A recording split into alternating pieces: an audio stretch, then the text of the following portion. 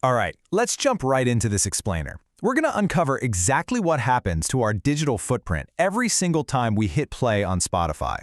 We all love throwing on a good playlist to kick off the day, right? But behind those perfectly curated tracks is a massive, highly sophisticated data operation. So today, we are breaking down all the legal jargon inside Spotify's privacy policy into clear, actionable takeaways so you know exactly what you're actually signing up for. You know, it's so easy to think of streaming as a one-way street. You press play, the music magically appears, and that's it.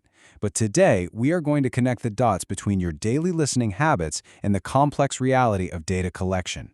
It turns out that two-way street is constantly feeding information back to base.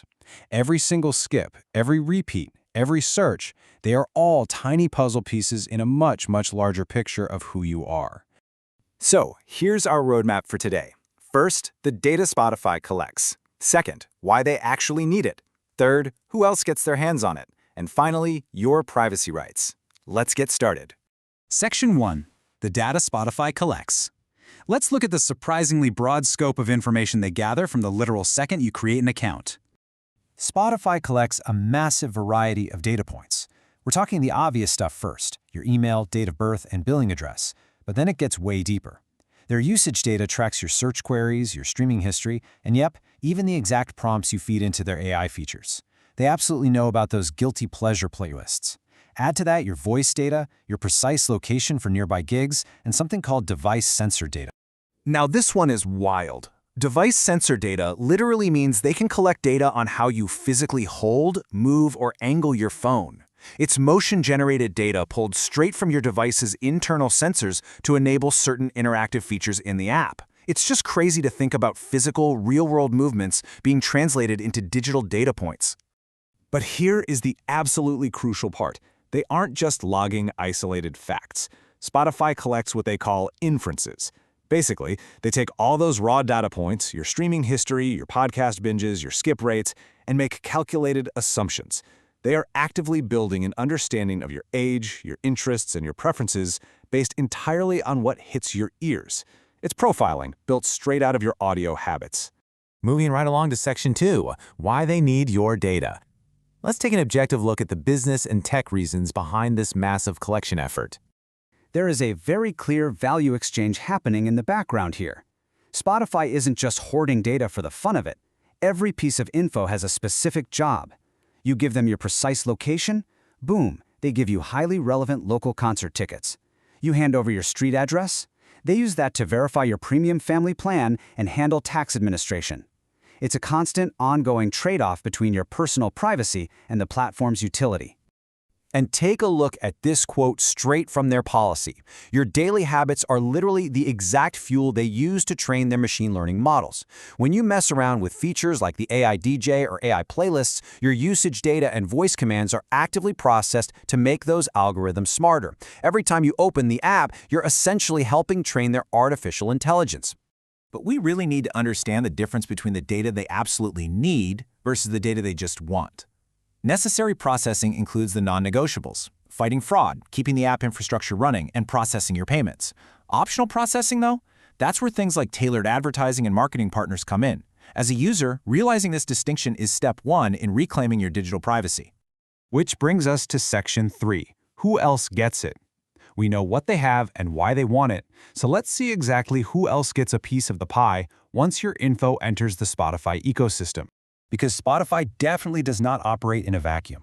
To keep a giant global streaming service running smoothly, they share your data with a massive network of third parties. We're talking technical providers who host data on the cloud, payment partners, and ticketing partners who literally need your name to verify you at the door of an event. And of course, advertising and marketing networks who get hashed identifiers and those inferences about your interests to hit you with targeted ads. Here's a detail a lot of people miss, and I honestly find it fascinating. Every time you listen to a podcast on Spotify, your IP address might be seamlessly handed over to an entirely different hosting platform operating behind the scenes.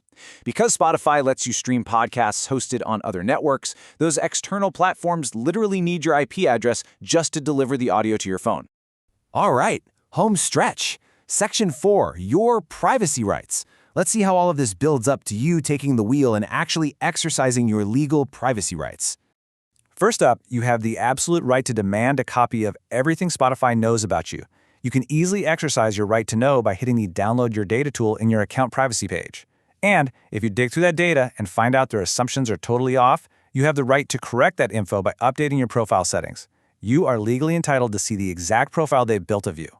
Now, if you decide you want to wipe the slate completely clean, here is your step-by-step game plan. Step 1, manually remove your saved tracks and playlists right there in the app. Step 2, for total erasure, hit up the Spotify support page and request a full account data deletion. That wipes your usage data completely.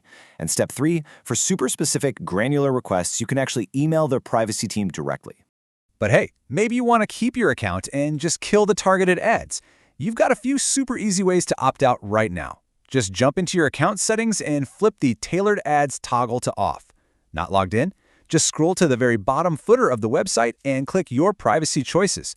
Or if you use a browser with a global privacy control signal, Spotify's systems are actually built to recognize and respect that automatically.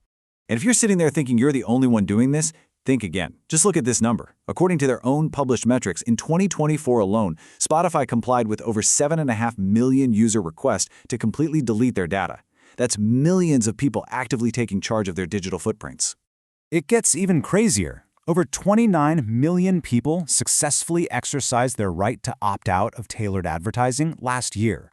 That is almost 30 million users who went in, found that toggle, and said nope to sharing their usage data with third-party marketers. And honestly, exercising your rights is surprisingly fast. You aren't waiting around for months. On average, asking for your data takes less than 9 days. Full deletion? About 15.5 days. But opting out of tailored ads? That request is honored in an average of literally 1 single day. The tools are built, they're highly efficient, and they're just waiting for you to use them. So, with the mystery totally removed and the power back in your hands, the next step is entirely up to you. We've seen the sheer scale of what Spotify collects, down to how you physically hold your phone. We've seen how they feed that data to AI models and advertisers, but most importantly, we've seen how easily you can hit the brakes. Take a second to check your account settings today and ask yourself, what exactly should my digital footprint look like? Thanks for joining me on this explainer, and I'll catch you in the next one.